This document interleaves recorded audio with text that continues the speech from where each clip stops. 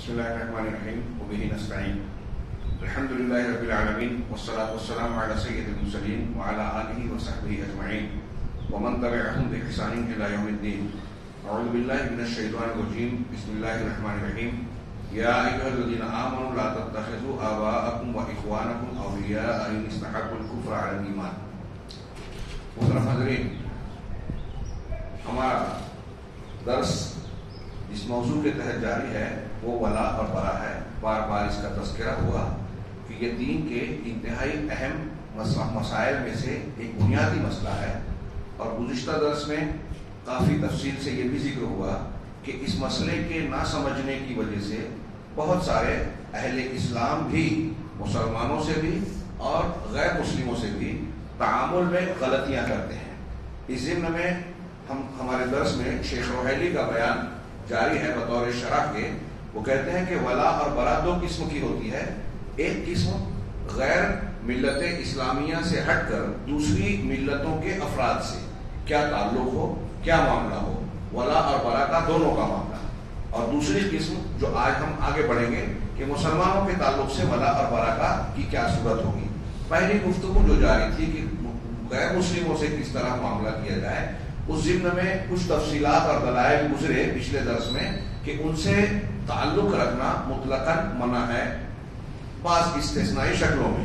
یہاں ایک مزید دلیل دیتے ہوئے اللہ تبارک و تعالیٰ کا ارشاد نقل کیا، یا ایھا الذین آمنوا لا تتخذوا آباءکم واخوانکم اولیاء ان استحبوا الکفر علی الایمان. کہ اے ایمان والو، اپنے آبا و اجداد کو، باپ دادا کو اور اپنے بھائیوں کو دوست نہ بناؤ اگر انہوں نے ایمان کے مقابلے میں کفر کو اختیار کیا ہے، اسے پسند کیا ہے. ایمان کو چھوڑ کر کفر کو اگر اختیار کر رکھا ہے تو چاہے آبا و اجداد کیوں نہ ہو، بھائی بند کیوں نہ ہو، انہیں اپنا دوست نہ بناؤ. وَمَن يَتَوَلَّهُم مِّنكُم، جو ان سے رشتہ رکھے گا، جو ان سے دوستی رکھے گا، فَأُولَٰئِكَ هُمُ الظَّالِمُونَ، تو یہی لوگ ظالم ہیں. آپ ملاحظہ فرمائیں، پچھلے درس میں بھی یہ کہا گیا کہ اگر ایک آدمی کفر کا مرتکب ہے، واضح طور سے کافر و مشرک ہے، تو وہ چاہے قریبی رشتہ دار ہی کیوں نہ ہو. یہاں بھی آیت میں اللہ نے کہا کہ باپ دادا ہی کیوں نہ ہو، بھائی بند کیوں نہ ہو، ان سے تعلق نہ رکھا جائے. اور ان سے دوستی رکھنا، تعلق رکھنا، یہ ظلم کے زمرے میں آئے گا، آدمی ظالم ہو جائے گا. اللہ تبارک و تعالیٰ نے مومنوں کو کافروں سے موالات اور رشتے رکھنے سے، ان سے دوستی اور محبت و تائید کا معاملہ کرنے سے نفرت دلائی ہے، اور یہ بیان کیا ہے کہ کفار کی موالات، ان سے رشتہ اور دوستی تعلق رکھنا، یہ دراصل خبیث منافقین کی صفات میں سے ایک صفات ہے. اللہ سبحانہ و تعالیٰ نے فرمایا، بشر المنافقین بأن لهم عذابا علیما. منافقین کو بشارت دے دو. یہ تعریض اور طنز ہے کہ سزا کے تعلق سے خوشخبری کا لفظ استعمال کیا جا رہا ہے کہ انہیں بشارت دے دو دردناک عذاب کی. الذین یتخذون الکافرین اولیاء من دون المؤمنین، وہ منافقین جو مومنوں کو چھوڑ کر کافروں کو اپنا دوست بناتے ہیں. ایبتغون عندهم العزہ، کیا یہ منافقین ان کافروں سے دوستی گانٹ کر ان کے پاس عزت چاہتے ہیں؟ فإن العزة للہ جميعا، تو یہ یاد رکھیں کہ عزت تو ساری کی ساری اللہ کے لیے ہے، اس کے اختیار میں ہے. شیخ نے اس آیت کی شرح کرتے ہوئے کہا کہ اللہ عز و جل اپنے نبی محمد صلی اللہ علیہ وسلم کو خطاب کر کے کہہ رہا ہے کہ اے محمد، منافقین کو جو کہ اہل کفر، اہل الہات کو، جو میرے دین میں الہات کرتے ہیں، بے دینی اختیار کرتے ہیں، جو کفر اختیار کرتے ہیں، ان کو مددگار بناتے ہیں اور مومنین کے بجائے ان کو دوست بناتے ہیں. تو ایسے لوگوں کو دردناک عذاب کی خبر دے دیجئے، اطلاع دے دیجئے، بشارت دے دیجئے. کیا یہ لوگ یہ چاہتے ہیں کہ ان سے دوستی گانٹ کر عزت حاصل کریں گے، پختہ قوت حاصل کریں گے اور اپنا بچاؤ کریں گے؟ عام طور سے غیر مسلموں سے دوستی کرنے والوں کی، مخبری کرنے والوں کی نفسیات کیا ہوتی ہے؟ اللہ تبارک و تعالیٰ نے اس پر ہاتھ رکھا کہ کیا ایسا کر کے وہ عزت چاہتے ہیں؟ جو لوگ اس طرح کے تعلقات قائم کرتے ہیں وہ اپنے آپ کو چالاک سمجھتے ہیں کہ ادھر مسلمانوں سے بھی ہمارے روابط رہیں، ان سے بھی ہمارے خوش تعلقات رہیں، اور ایسا کر کے وہ سمجھتے ہیں کہ ہمارے دونوں ہاتھ میں لڈو ہے.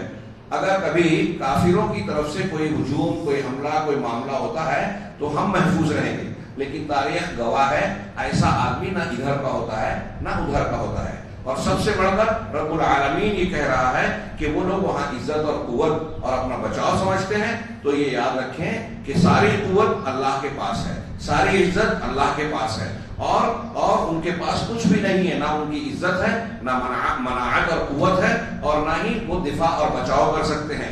عزت تو اللہ کے ہاتھ میں ہے، اس کے اختیار میں ہے، جسے اللہ تعالیٰ چاہے عزت دے، جسے چاہے ذلیل کرے.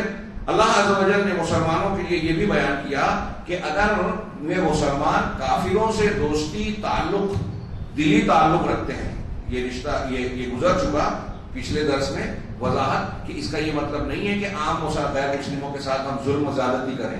یہ دلی تعلق جس میں نصرت، محبت، اتباع اور تائید کا مفہوم ہے، یہ موالات سے مراد ہے. اگر ایسی موالات اور تعلق و رشتہ غیر مسلموں سے مسلمان رکھیں گے تو یہ زمین میں فتنے اور بہت بڑے فساد کا سبب ہوگا.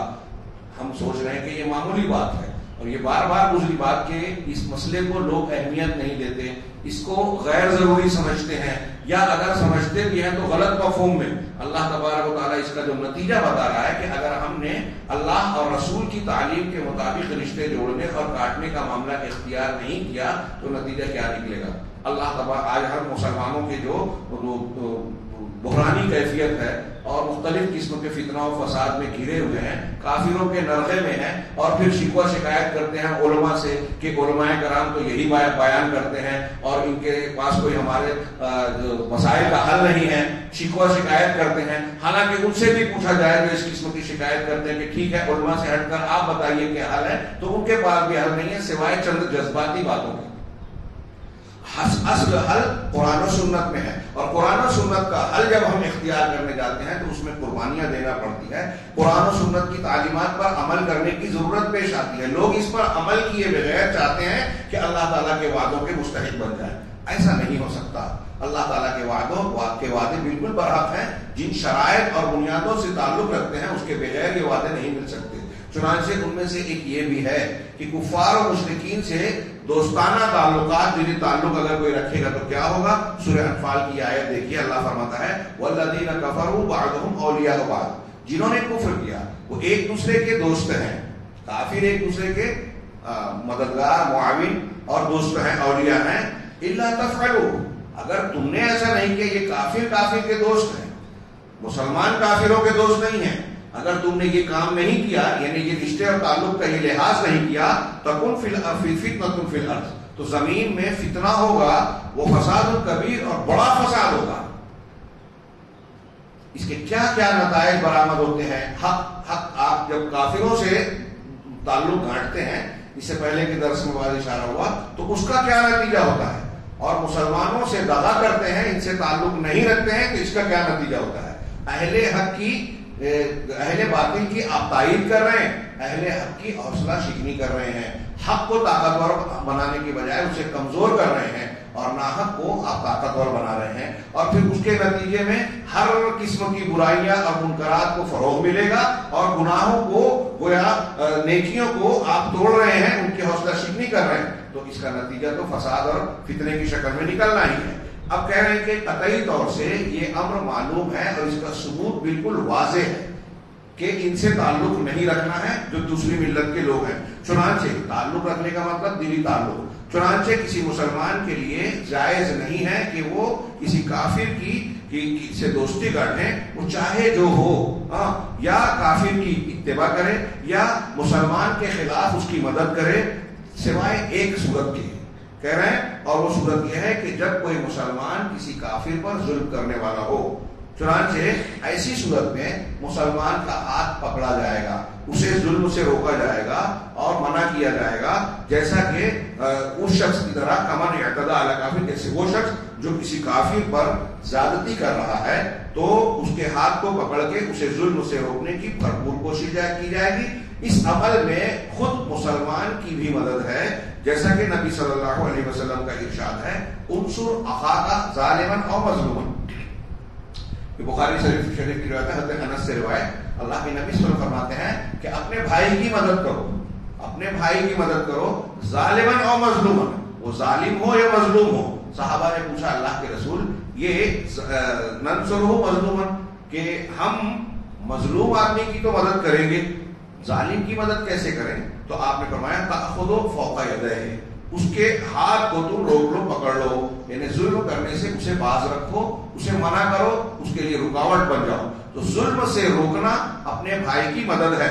چنانچہ نبی کریم صلی اللہ علیہ وسلم کی گواہی اور آپ کی تعلیم کے مطابق ایک مسلمان کو اگر وہ ظالم ہے, چاہے کافر کے خلاف ظلم کر رہا ہے, زیادتی کر رہا ہے, تو اسے روکنا دونوں کی مدد ہے, ظالم کی بھی اور مظلوم کی بھی. یہاں یہ بھی معلوم ہوا کہ کافروں سے تعلق نہ رکھنے کا یہ مطلب نہیں ہے کہ ان میں جو بے گناہ ہیں, عام انسان ہیں, ان پر ظلم اور زیادتی کی جائے, ان سے سختی کا رویہ کا برتاؤ کیا جائے.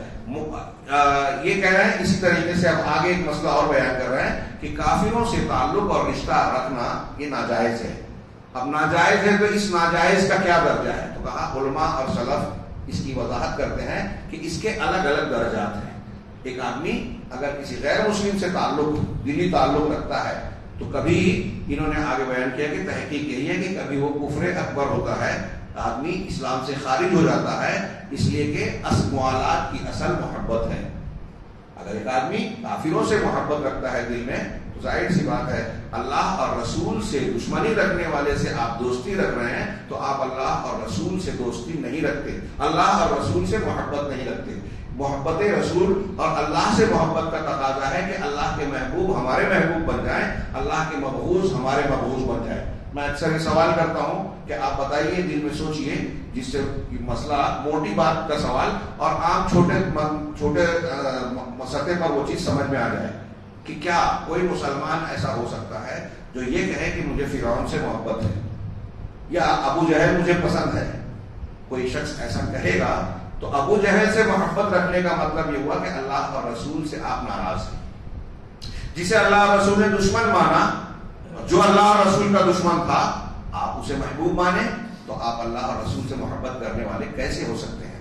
میں اللہ اور رسول صلی اللہ علیہ وسلم سے محبت کا تقاضا یہ ہے کہ ان کے دشمن ہمارے نزدیک مبغوض بن جائیں. اگر اس طرح کی اصل موالات ہوگی, یہ کفر کے درجے تک ہوگی, اور کبھی کبھی کفر سے کم درجے کا یہ گناہ ہوگا, فسق کے درجے میں, جس کو ہم کبیرہ گناہ کہیں گے, کبائر میں سے ایک. یہ پہلی قسم کی وضاحت کی, یعنی مسلمانوں کا غیر مسلم لوگوں سے تعلق رکھنا اور تعلق نہ رکھنا, اس سے متعلق وضاحت ہوئی. اب دوسری قسم ہے هو الولاء والبراء مع المسلمین, مسلمانوں کے ساتھ ولا اور برا. ایک مسلمان ہے یا دوسرے مسلمان ہیں, تو ان سے تعلق کس بنیاد پر رکھا جائے اور تعلق کس بنیاد پر کاٹا جائے. اللہ عز و جل نے باہم مسلمانوں کی ولایت کو مشروع کیا ہے کہ ایک مسلمان دوسرے مسلمان کا ولی ہے, بھائی ہے. چنانچہ اللہ کا ارشاد ہے انما ولیکم اللہ ورسولہ والذین آمنوا الذین یقیمون الصلاۃ ویؤتون الزکاۃ وہم راکعون, کہ تمہارے ولی اللہ ہے اور اس کے رسول ہیں, اور وہ لوگ جو ایمان لائے, جو نماز قائم کرتے ہیں اور زکات دیتے ہیں جبکہ جھکے ہوتے ہیں, اپنے آپ کو جھکائے ہوئے ہوتے ہیں نماز اور زکات پر عمل کرتے ہوئے. اور پھر کہا وَمَن يَتَوَلَّ اللَّهَ وَرَسُولَهُ وَالَّذِينَ آمَنُوا فَإِنَّ حِزْبَ اللَّهِ هُمُ الْغَالِبُونَ, جو اللہ اور اس کے رسول سے دوستی اور تعلق رکھے گا اور ایمان والوں سے جو دوستی رکھے گا, تو یہ اللہ کا گروہ ہے, اللہ کی جماعت ہے.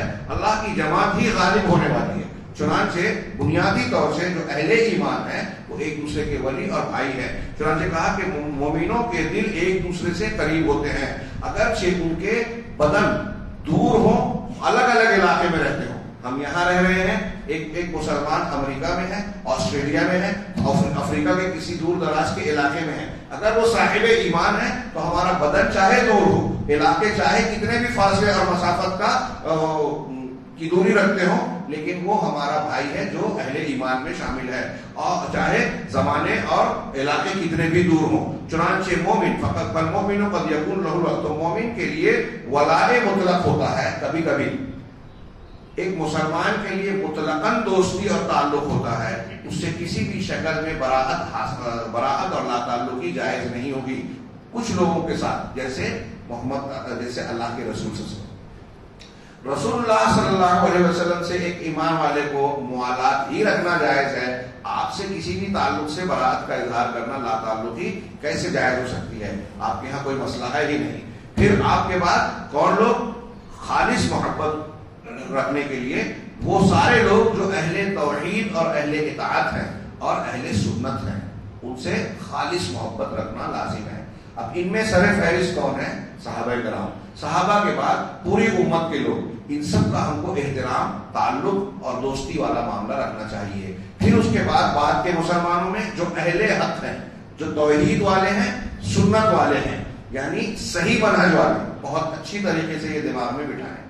دنیا کے کسی بھی خطے میں اگر کوئی شخص مسلمان ہے اور وہ صحیح العقیدہ ہے، تو اب اگر اس سے کوئی غلطی ہو رہی ہے تو وہ غلطی کی بنیاد پر کیا ہوگا ہم آگے کہہ رہے ہیں، لیکن عقیدے اور منہج میں اگر وہ صحیح ہے تو وہ ہماری دوستی اور تعلق کا مستحق ہے، ہم اسے چھوڑ نہیں سکتے، اس کی مخالفت نہیں کی جائے گی۔ جیسا کہ امام طحاوی نے اہل سنت کا عقیدہ بیان کرتے ہوئے اپنی کتاب میں لکھا ہے۔ امام طحاوی رحمہ اللہ بہت مشہور عالم ہے، حنفی ہیں، ابتدائی دور کے علماء میں سے، کہ وہ کہتے ہیں کہ وَنُحِبُّ أَصْحَابَ رسول اللہ صلی اللہ علیہ وسلم، 4 صدی کے بات کے ہیں یہ، یا اس دور کے 4 صدی کے، کہ ہم رسول اللہ صلی اللہ علیہ وسلم کے صحابہ سے محبت کرتے ہیں۔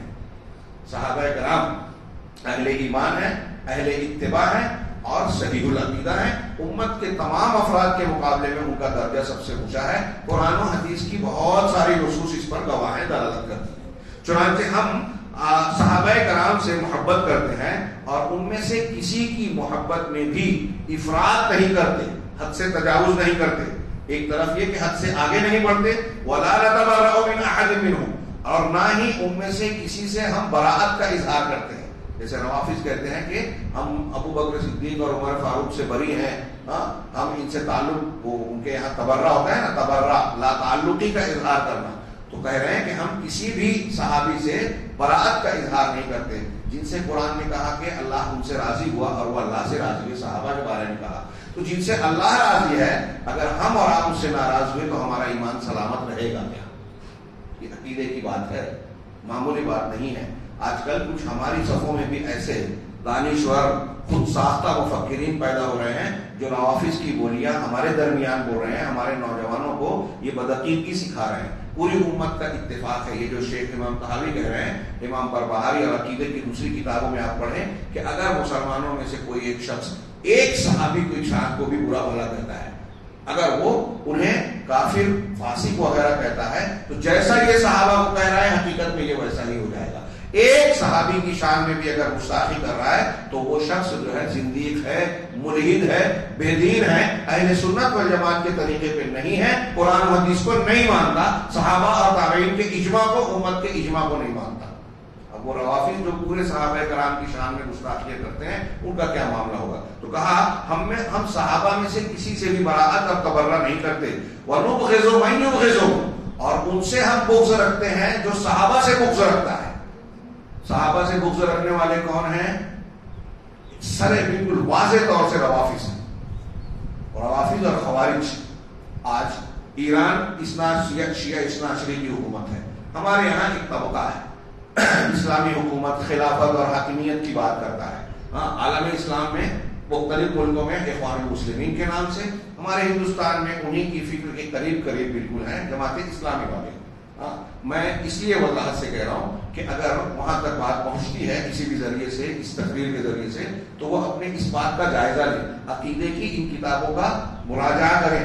یہ اہل حدیث حنفی، شافعی، مالکی، حنبلی سب اس کو مانتے ہیں جو میں بیان کر رہا ہوں۔ صحابہ کرام کا یہ تعلق، تمام لوگ متفق ہیں، یہ عقائد کا معاملہ ہے، اور قرآن و حدیث کی بے شمار 2، 5، 7 نہیں، بہت سی دلیلیں اس پر دلالت کرتی ہیں۔ یہ شیخ امام طحاوی کہہ رہے ہیں کہ ہم ان لوگوں سے بھی بغض رکھتے ہیں جو صحابہ سے بغض رکھتے ہیں۔ اب یہ اثنا عشری بالکل واضح طور سے صحابہ کرام کو گالیاں دیتے ہیں، برا بھلا کہتے ہیں، کافر کہتے ہیں۔ یہ ابھی پاکستان کا ایک مرزا علی انجینئر بالکل واضح اس کی کلپس آ رہی ہے کہ ام المومنین حضرت عائشہ صدیقہ رضی اللہ تعالیٰ عنہ کی شان میں گستاخیاں کر رہا ہے، اور وہ روایتوں کو توڑ مروڑ کر پیش کرتا ہے واقعات کے تناظر میں۔ یہ کہتا ہے کہ ان پر جو الزام تھا وہ صحیح ہے، ماں عائشہ کے بارے میں کہہ رہا ہے، اور ہمارے لوگ اس کو لائک کر رہے ہیں، اس کو پسند کر رہے ہیں۔ نوجوان اس بات پر بہت متاثر ہوتا ہے کہ ان کو لائک کرنے والے لاکھوں میں ہیں. میں اکثر کہتا ہوں یہ بات، یہودی نصارہ مختلف قسم کے اسلام دشمن عناصر جس کو ہمارے خلاف لانچ کرتے ہیں ہمارے بیچ میں، تو اس کو مشہور بھی کرتے ہیں. سلمان رشدی کو جتنی مقبولیت ملی بہت سارے علماء کو نہیں ملی. کیوں؟ بالکل واضح ہے کہ وہ اسلام کو نشانہ بنا رہا تھا، جناب محمد رسول اللہ صلی اللہ علیہ وسلم کی شان میں گستاخی کر رہا تھا، تو اس کو مشہور کیا گیا. تو مشہور کر دینے سے کوئی غلط صحیح ہو جائے گا؟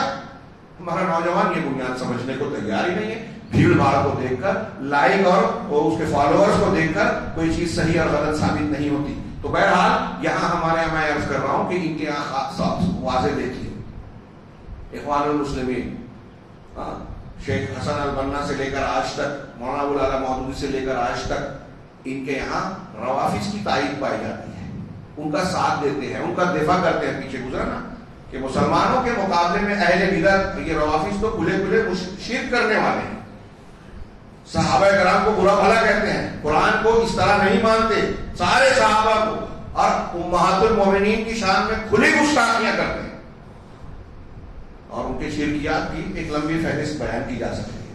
اب ان کا ساتھ دے رہے ہیں، ان کی تعریف کرتے ہیں، اور اس کے مقابلے میں سعودی عرب کی برائیاں کرتے ہیں. سعودی عرب کے شاہ کے یہاں کوئی ایک چھوٹا سا غلطی مل جائے تو اس پر تل کا پہاڑ بنا دیا، بہت بڑا بنا، اسلام خطرے میں نظر آتا ہے. اور ان کی تائید کرتے ہوئے اللہ تعالیٰ کہہ رہا ہے کہ اگر آپ کفار اور مشرکین سے تعلق اختیار کرو گے تو زمین میں فساد اور فتنہ ہوگا، اور آپ جو ہے انہی کی تائید کر رہے ہو اور اہل حق کی مخالفت کر رہے ہو، اہل حق کو کمزور اور اہل باطل کو مضبوط بنا رہے ہو. اور میں نے کل اور اس سے پہلے بھی بیان کیا اور بار بار بیان کروں گا، یہ اچھی طرح جان لیں کہ یہ روافض آج بھی اور پوری تاریخ میں غیر مسلموں کا، یہود و نصارہ کا، مسلمانوں کی مخالفت کرنے والوں کا ساتھ دیتے آئے ہیں اور دیتے رہے ہیں، آج بھی دے رہے ہیں.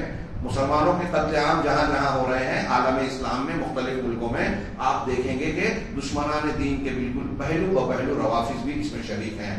وہ شام ہو، عراق ہو اور دوسرے مقامات ہوں، آپ کو بالکل واضح تصویر نظر آئے گی.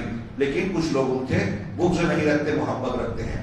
میں نے بات تھوڑی پھیل جائے گی، ایک صرف اشارہ کروں کہ طارق سویدان نام کے ایک بڑی شخصیت غالباً بحرین کی یا کویت میں یا بحرین میں تھی، روافض کا ایک وقت لائبریری کے نگرانی کے مشاہدے کے لیے آیا، تو ان سے یہ بات چیت کرتے ہوئے، یہ اخوانی تھا، اس نے کہا کہ آپ ابو ہریرہ یا دوسرے صحابہ کرام کو برا بھلا کہتے ہو تو ٹھیک ہے تم کہو، لیکن ہمارے اہل سنت کے سامنے مت کہو. مطلب وہ اس بات کو برا نہیں سمجھ رہا ہے کہ صحابہ کرام کو برا کہے، بس ہمارے سامنے مت کہو. یہ ایک صاحب ایمان کا یہ انداز ہو سکتا ہے. یہ شریعت کہہ رہی ہے، ہمارا عقیدہ کیا ہے، امام طحاوی کے الفاظ میں کہ نبغض من یبغضهم، ان سے ہم بغض رکھتے ہیں جو صحابہ سے بغض. تو وہ جان رہا ہے کہ ابو ہریرہ کو برا بھلا کہتے ہیں اور آپ ان سے دوستی کا کر کہہ رہے ہو کہ ہمارے پیٹ پیچھے کہنا، مطلب آپ سے ہم کو بغض نہیں ہے، تو آپ کا ایمان درست نہیں ہے. وہ بغیر حق کے یذکرون، اور جو شخص بغیر حق کے ان صحابہ کا ذکر کرتا ہے، تذکرہ کرتا ہے، تو ان سے بھی ہم بغض رکھتے ہیں. اب آگے کہہ رہے ہیں وَقَدْ يَجْتَمِعُ فِي حَقِّ الْمُسْلِمِ الْوَلَاءُ وَالْبَرَاءُ. اب ایک مسلمان جو اہل توحید ہے، اہل اتباع ہے، اس سے ہم کو مطلقاً محبت کرنی ہے، تعلق رکھنا ہے. ان میں سر فہرست جناب محمد رسول اللہ صلی اللہ علیہ وسلم ہے، پھر ان کے بعد امت میں سب سے زیادہ صحابہ کرام، پھر تابعین، تبع تابعین، ائمہ وغیرہ.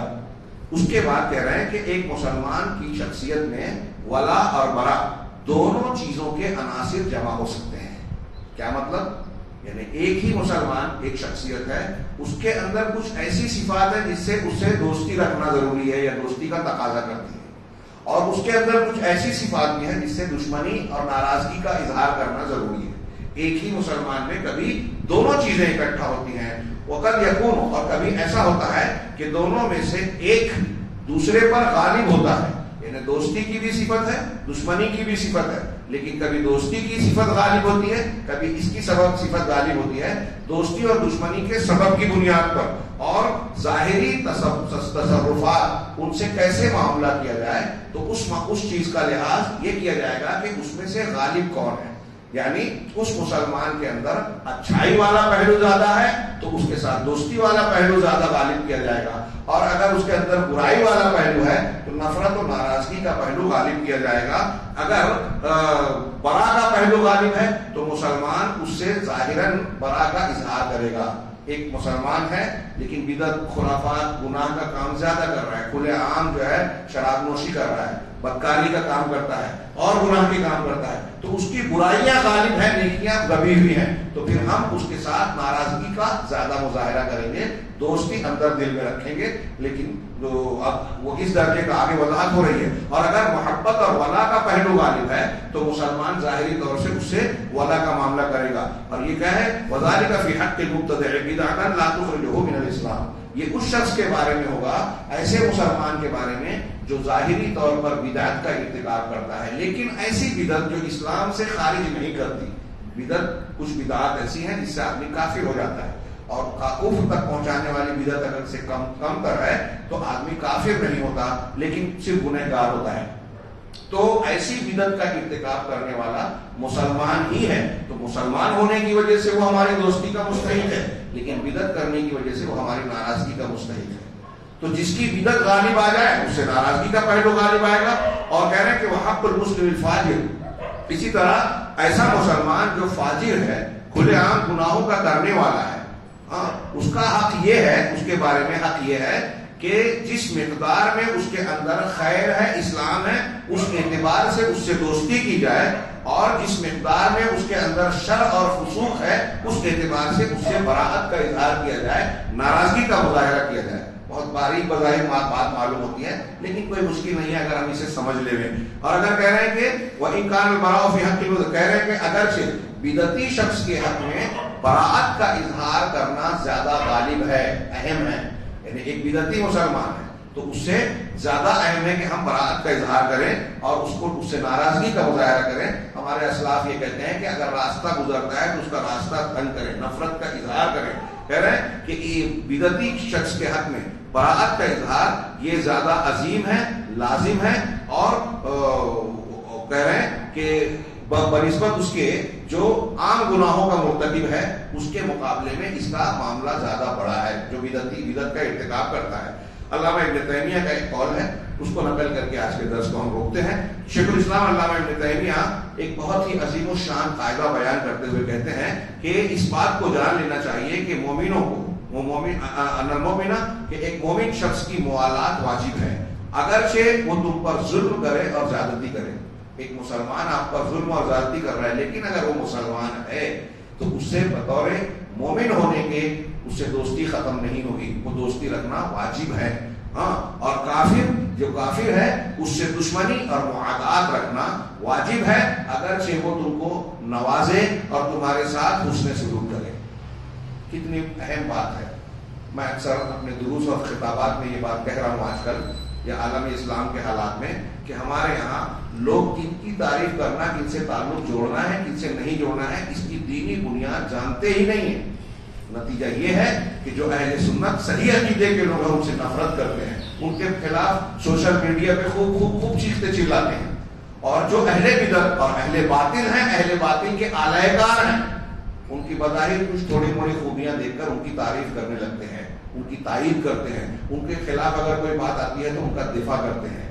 कि जो लोग इस तरह की हरकत कर रहे हैं वो समझ रहे हैं कि हम इस्लाम की और मुसलमानों की खिदमत कर रहे हैं, वो इस्लाम को नुकसान पहुंचा रहे हैं, और खुद अकीदा वला और बरा और इस्लाम की एक अहम बुनियाद को उन्होंने समझा नहीं है, उनकी इत्तिबा में खलल है, उनके दीन में खलल है। ये मैं नहीं कह रहा, कुरान और हदीस की दलीलें कह रहे हैं। अल्लामा इब्न तैमिया जिसकी बुनियाद पर ये बात कह रहे हैं कि अगर कोई मुसलमान आप पर ज्यादती कर रहा है, उसकी वलायत खत्म नहीं होगी, दोस्ती वाजिब है। और अगर कोई काफिर आपके साथ उसने सलूक कर रहा है तो उसकी बुनियाद पर वो आपका भाई और दोस्त नहीं हो गया, वो अल्लाह तबारक व तआला के हुक्म के मुताबिक, क्योंकि अल्लाह तबारक व तआला ने, आगे कह रहे हैं वजह दलील बता रहे हैं कि अल्लाह तबारक सुब्हानहू व तआला ने रसूलों को भेजा, किताबों को उतारा। क्यों उतारा? ताकि दीन पूरा का पूरा अल्लाह के लिए हो जाए। तो अल्लाह ताला के ये सारे मामलात और हमारे इम्तिहान का मकसद क्या है कि दीन को गलबा दिया जाए जो अल्लाह ने नाजिल किया, और अल्लाह के औलिया से मोहब्बत हो और अल्लाह के दुश्मनों से नफरत और अदावत हो। औलिया का इकराम किया जाए जो अल्लाह के दोस्त हैं, और जो उसके दुश्मन हैं उनकी इहानत की जाए। تبھی دین غالب ہوگا. دین کا غلبہ مقصود ہے نا. تو جو اہل دین حق ہیں ان کو عزت دی جائے, جو اہل دین باطل ہیں ان کو ذلیل کیا جائے, ان کو کمتر ڈالا جائے, تبھی تو دین غالب آئے گا.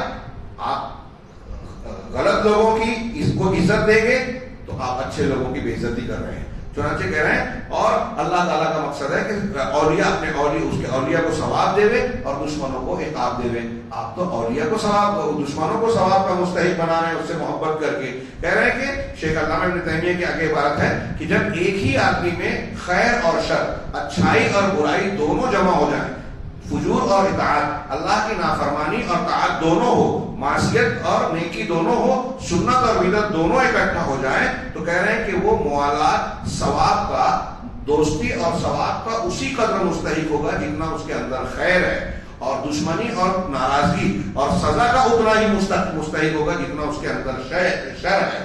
چنانچہ ایک ہی شخص کے اندر عزت دینے کا بھی وجہ ہو سکتی ہے, عزت دینے کی بھی اور اہانت کی بھی.